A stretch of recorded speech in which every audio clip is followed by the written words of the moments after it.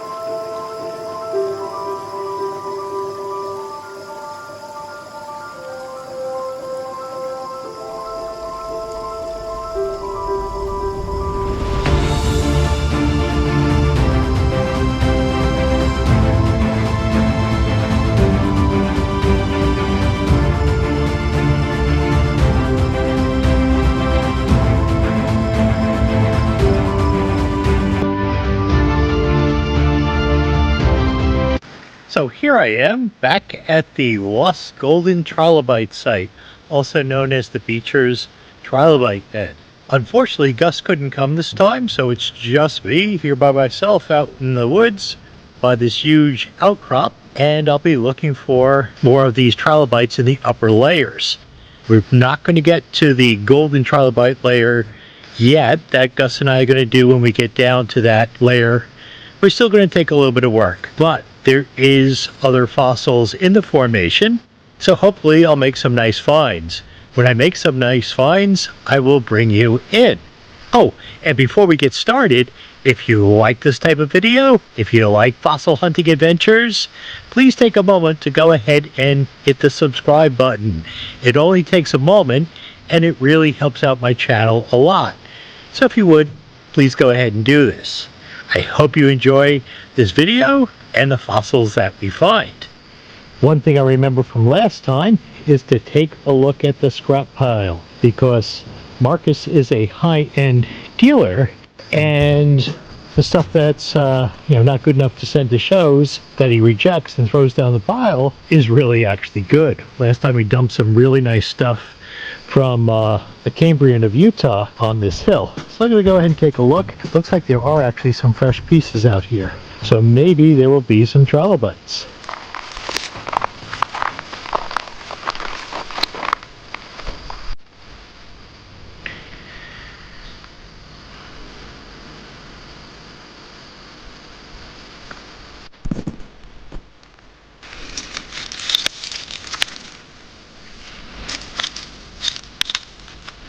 Oh, look at this. The head of a Cambrian trilobite sticking out already.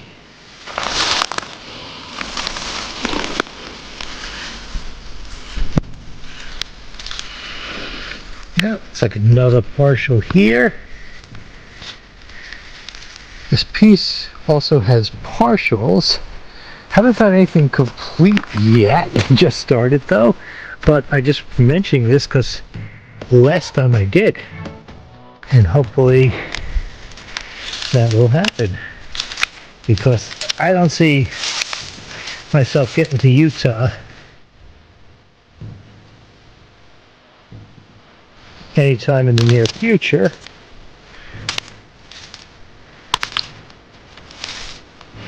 So I certainly don't mind picking up some free Utah fossils.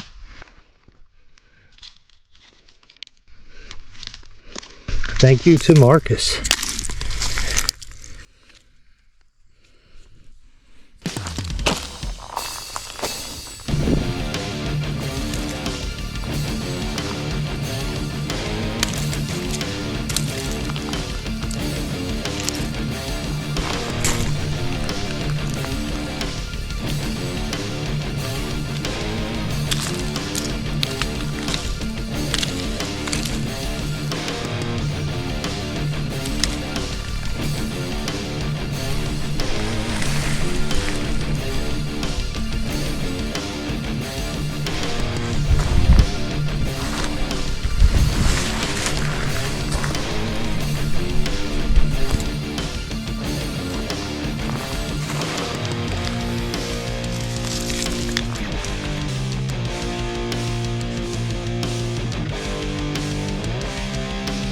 This one's already partly split. I think I'm going to want to split that.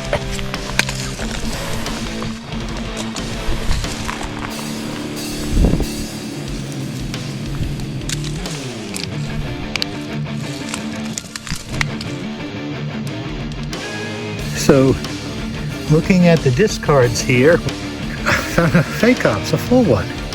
Pretty close to full. Now this rock here is not Devonian. I'm thinking this also must be a discard or something that just fell off of something that was brought here. But it is a very nice little trilobite. And a very fragile one, so I've had to stop what I'm doing and bring this to the car.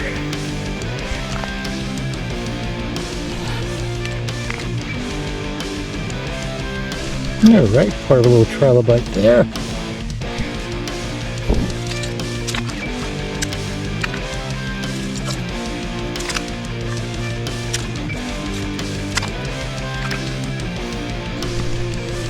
Another little head right there.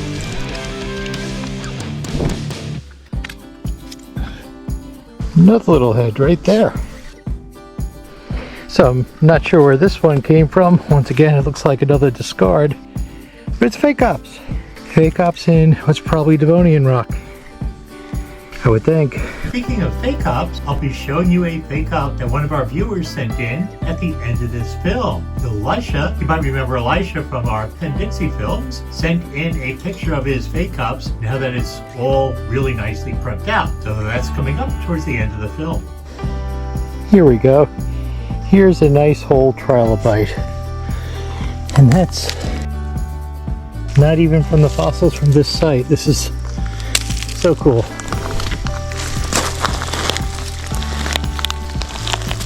I'm trying to get that one now.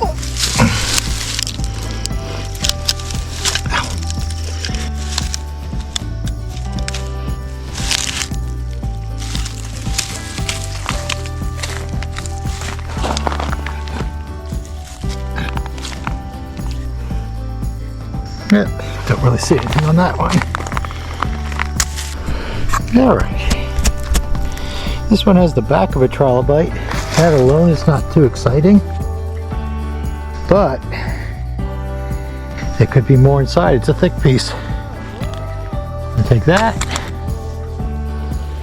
And the one with the trilobite I just found.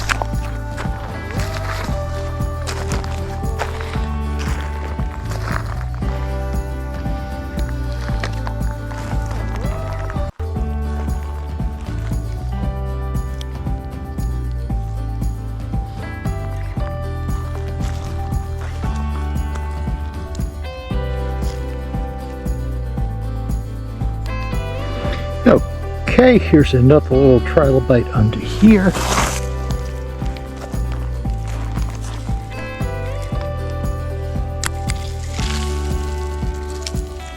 It looks like this one is actually underneath a thin layer of sediment. I might be able to make that one a little easier to see. Also noticing that the battery is going down fairly quickly. So I'm going to stop filming and I'll bring it in if anything good is found. Alright, here we go. Went a little bit further and wow, a beauty. Surprised you threw that one down the hill.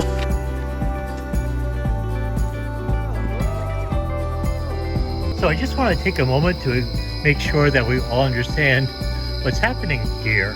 The site that I'm working on, the Beecher trilobite beds, where we may eventually get down to the layer of golden trilobites, is from the Upper Ordovician. However, the person running this site is a major dealer and he happens to discard a lot of his other fossils here as well. And this is why we have some of the lower Cambrian trilobites.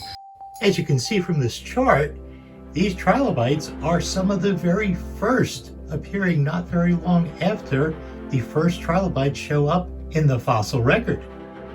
Violinellia, and perhaps some other varieties. These range from about 521 to 514 million years old. The other thing I found on the slope were some phacops, and those things are from the top of the Middle Devonian. So huge time gap there. These are about 385 million years old. About 150 million year gap between them. Now the stuff that we're going to actually find in the outcrop, the stuff that comes out of the ground at this site, are all from the late Ordovician. The Ordovician period is in between the Cambrian and the Silurian, and a little bit before the Devonian, where those phacops are from. These Ordovician fossils range from about 458 to 448 million years. This time period is known as the Caradocian, named after a legendary king of the Dark Ages. Anyway, the ones that we're going to find here, these Caradocian, or roughly 450 million year old fossil beds, are where we hope to find some of these spectacular golden trilobites.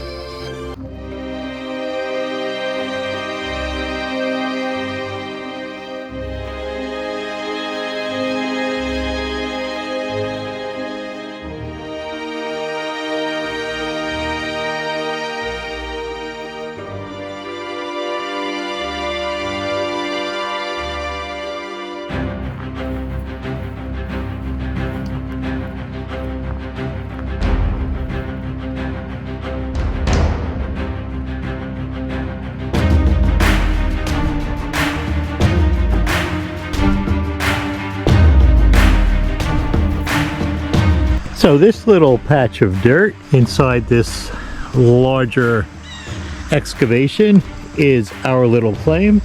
Looks like we have a neighbor who's kind of come close into our claim. But this is the part that I'm going to be working on. I'm only going to be doing a little area that we have to work on. I will film some of the work with this GoPro, and afterwards I will show us any finds that we make.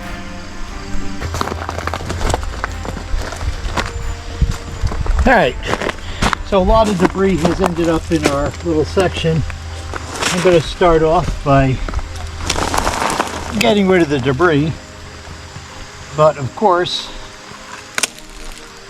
it makes no sense to get rid of it without looking what's here, so of course I'll break it up.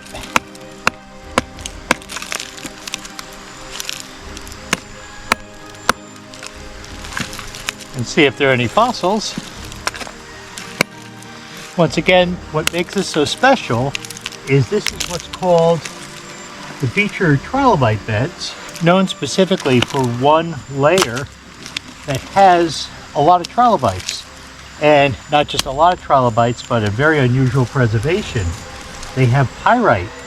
They have an iron and sulfur mineral, pyrite, that has formed on them and kind of highlights them, including appendages that don't normally preserve well.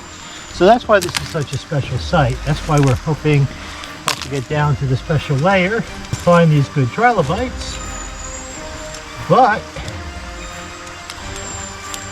any of these layers could have more, I guess you'd say, normal trilobites. Trilobites that are the same type, are these fairly common Ordovician trilobites. But of course, if there are any in the upper debris, we certainly want to find them.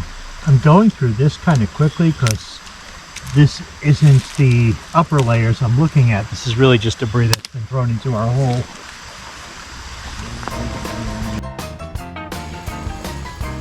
Here's a find. It's kind of a minor find. It is a cephalopod. So we have part of a cephalopod. It doesn't show up as good as the pyrite ones, but at least we know what it is. And at least there's a first find of the day. Okay, and here is another find. It is a little cephalopod. So definitely finding the cephalopods today. Haven't seen any trilobites or anything else yet, but the day is young. I'm sure we're going to find something. This is the tedious part of the dig now. Just going through these many broken pieces of shale, turning them over, exposing them for the first time. And one of these times, I might get really lucky and we might find a fossil inside it.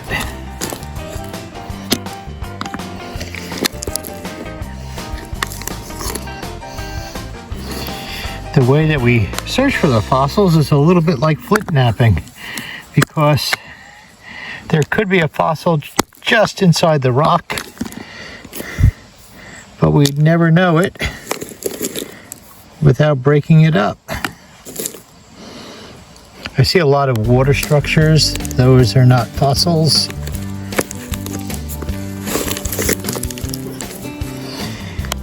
They're just this, ooh, what's that? Nope, just watermarks. Just the swirl patterns left by, as the slimy mud was deposited. Slimy, very low oxygen, and perhaps high sulfur material.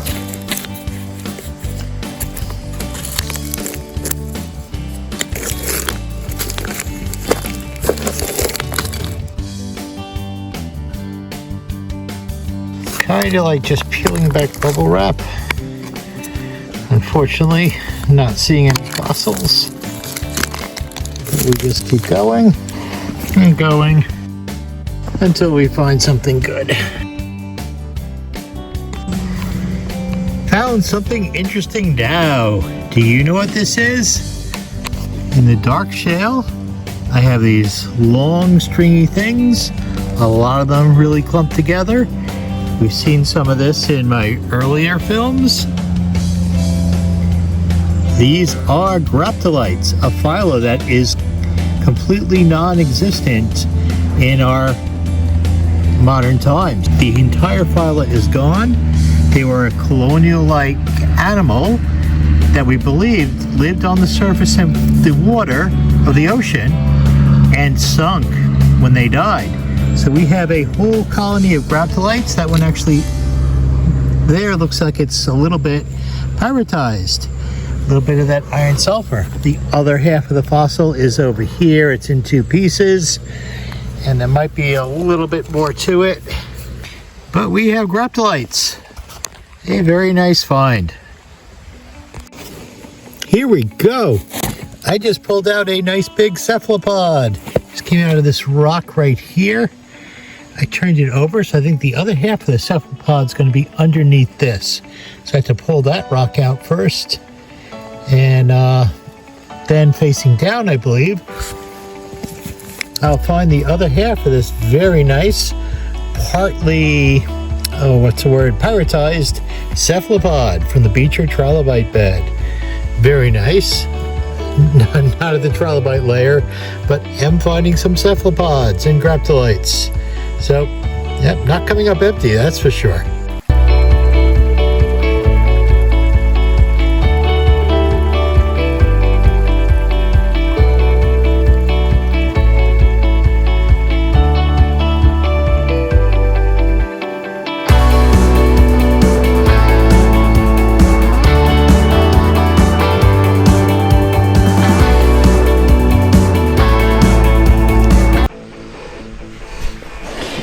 Now, much to my surprise, in a good way, it looks like this whole rock is loose.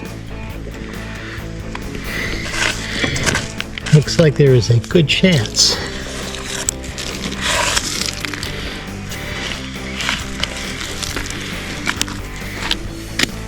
I'm going to be able to pull out the whole rock that has the cephalopod on it.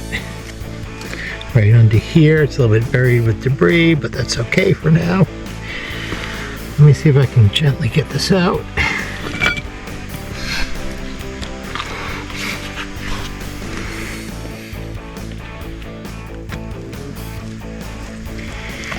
Get rid of this overburden. Want that holding it down.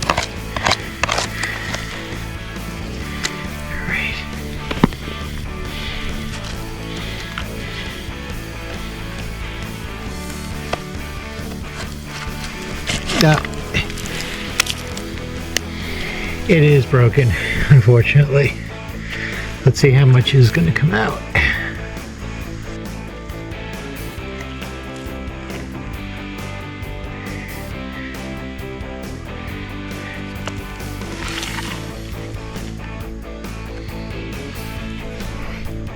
Not bad. Basically the whole thing. Here is the other half of the cephalopod. Only a tiny little bit of it cracked.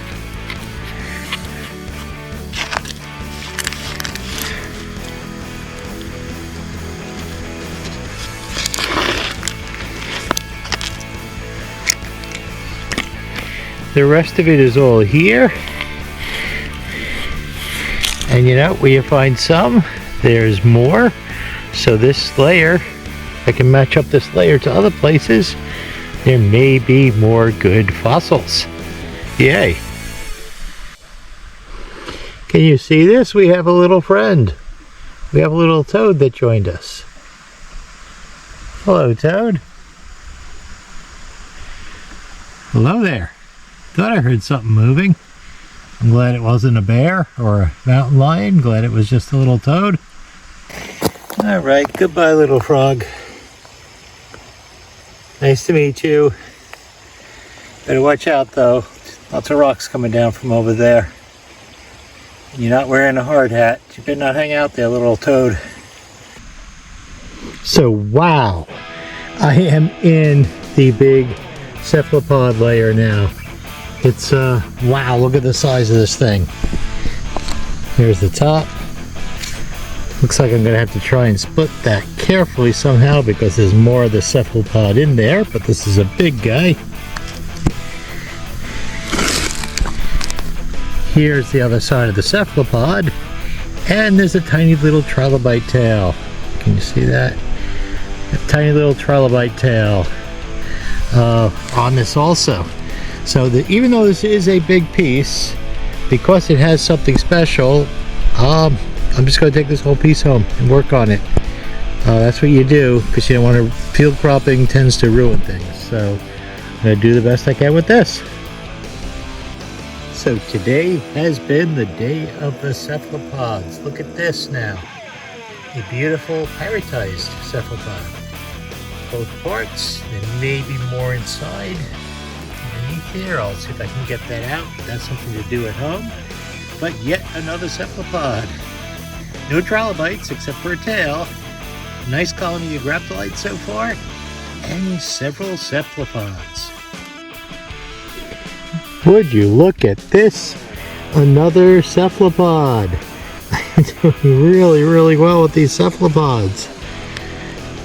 That might even be part of a trilobite next to it over here. I'm not sure. Haven't found anything other than one pygidium, one little bit of a tail. That's all I found is trilobites, but I'm doing good with these cephalopods. And just like the last time, I think the other matching half of the cephalopod may be in the rock. And here we go, the other half of that cephalopod. So I'm having a good cephalopod day.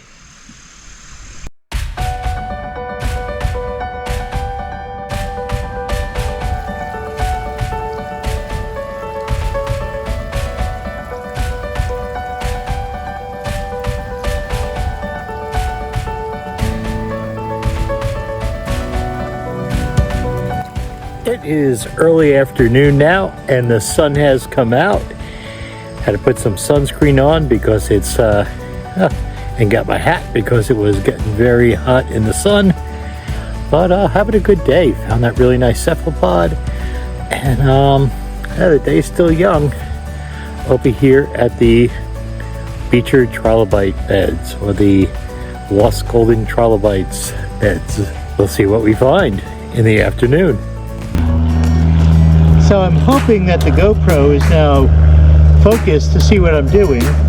I've cleaned up this area that had all the junk poured into it. And I'm going to try to lift out some of the stuff in the corner over here.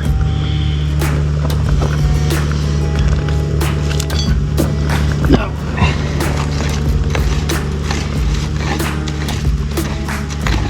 This piece is kind of big.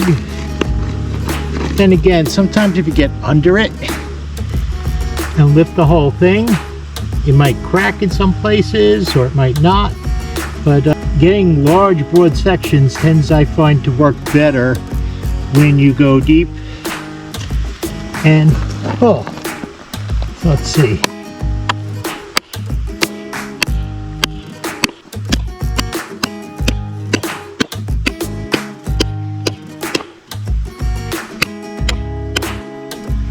All right. It is going in, but it is pretty solid. So I think it'll work better if I move the GoPro a little bit closer, so I have. All right, so got one pry bar under it. I see a crack has formed. I'm gonna stick the second one in. The crack has formed. The second one is coming up easy, but not so much the first, which means that if I keep going with the first, it's probably going to break into many pieces, not what I'm looking for. So I'm going to try and move to a different spot, kind of close to the first one with the large bar.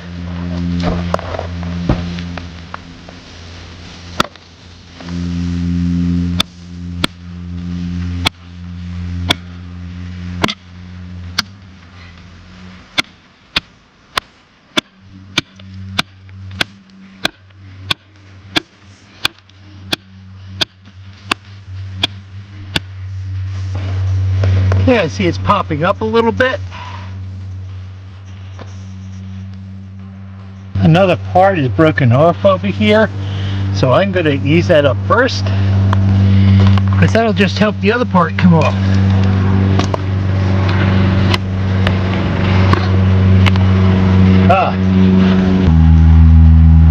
A nice decent sized piece.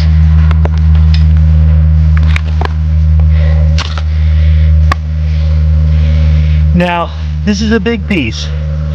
When I get done, it will actually be reduced to many, many tiny pieces, because the trilobites, if any, are tiny.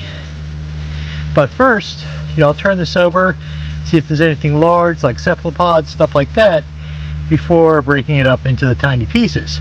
By taking out this first piece, should make the other piece come up much more easily.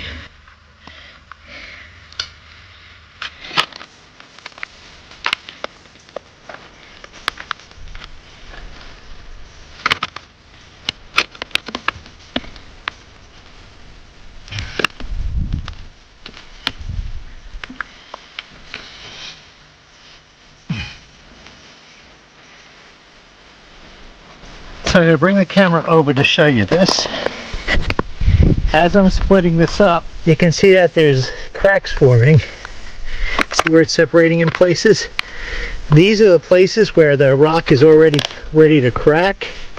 So I might just help that apart. I might just stick a smaller chisel in here and take off. Oh yeah, the top's ready to come right off. I'll look at that, see if there's any fossils on it, and then continue with the rest. Actually, let's do that together.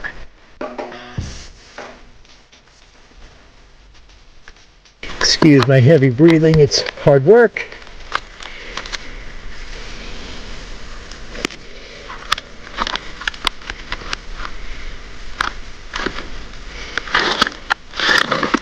All right, a lot came up, a lot of surface area.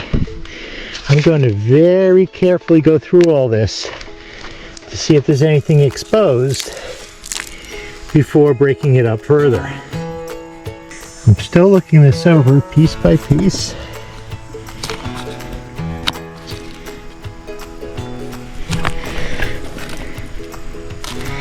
Let's see what we may find. So far I'm not seeing anything, which is typical for this site.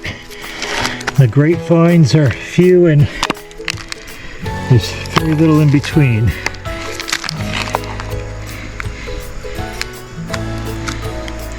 That's kind of interesting.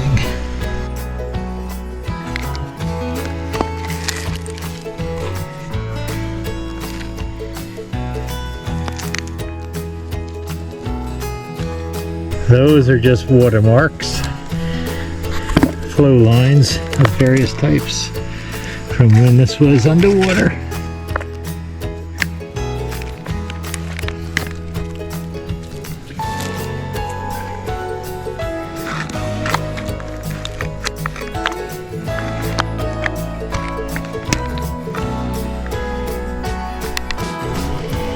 Okay, the whole thing is out, and now my job is going to be first to see if there's anything obvious on it.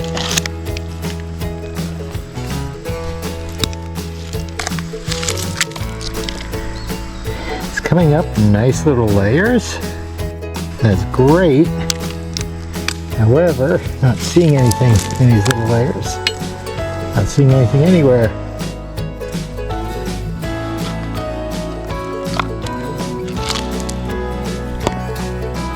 This one, nothing on it, but it's big enough to break further. Nothing on this side of the rock.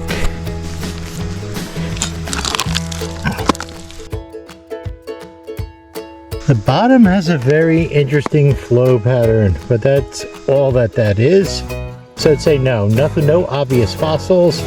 So the next step is going to be to break this down. I'm going to be spending the next hour or so just breaking this into tiny little pieces, so I'm sure that if there's any fossils in there at all, they have been found. Alright, so other than very interesting rust patterns, really don't see too much in here, so I'm going to have to do the breaking it up. One thing I do see though are these strange lines in this rock. I don't know if that's caused by modern roots or if this is algae from the past. So I'm going to put this piece aside until I figure out what it is. Then I'm going to go ahead and break this other stuff up. I will let you know if I find anything. So look at this sparkle. What I think I have here is the remains of a sponge. What we're seeing is basically the outline of the sponge and the spicules. Spicules are the little silica parts, sort of hard parts that were in these sponges. So I think I'm looking at the remains of a sponge in this rock. I think I'm going to try the Malcolm Middle method to try and see if there's anything in this rock. You might remember that from the Trilobite expert assemblage video where Malcolm had shown us the really good technique for breaking these rocks. So rather than just whacking it and letting it break where it breaks, I'm going to try the Malcolm Middle method. Okay, now I am excited.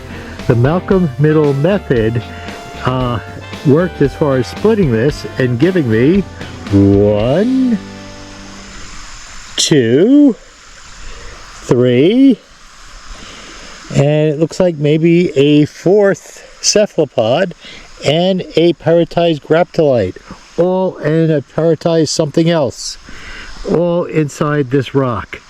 So yeah, that worked really well. This is a good one, a very good rock. Lots of fossils in it, but fragile. So I'm going to actually put this in a box and bring it to the car. Then I'll show you what the other half looks like. Obviously, once we make a fossil find like this, I don't break the rock down any further. I'm going to take it home as is. But 3, maybe 4, definitely 4, maybe 5 cephalopods in this rock, and a graptolite, and something else pyritized on the edge. So very active plate. Thank you, Malcolm Middle method. Thank you, Malcolm. So here is the matching half to the other side. They are both identical but isotonic. They're basically mirror images of each other. So I will go ahead and put those in the car, and that is a good find. So the day is almost done. Once the sun goes behind the trees, it's going to start to get dark quickly. So that'll wrap it up for this day of our search for the lost golden trilobites. But don't go away yet. There's a couple of things I'd like to show you quickly. First of all, remember that rock with a split in it? Well, when I took that home and split it in half, here's what I got. Oh, I should have filmed this unveiling. Remember that piece that I found on the hill, the discarded Cambrian material that had a crack in it? Well, I just carefully separated the crack. And look what I found. Inside it, oh there, kind of broken up, not terribly well articulated. A whole bunch of Cambrian trilobite.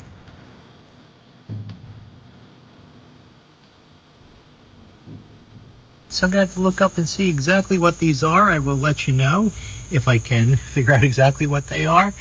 But oh, what a great piece, full of Cambrian trilobites. I think that these discards are going to be of higher quality, a little one right there, than the stuff I actually found on the hill. But anyway, really excited about this. This is so cool.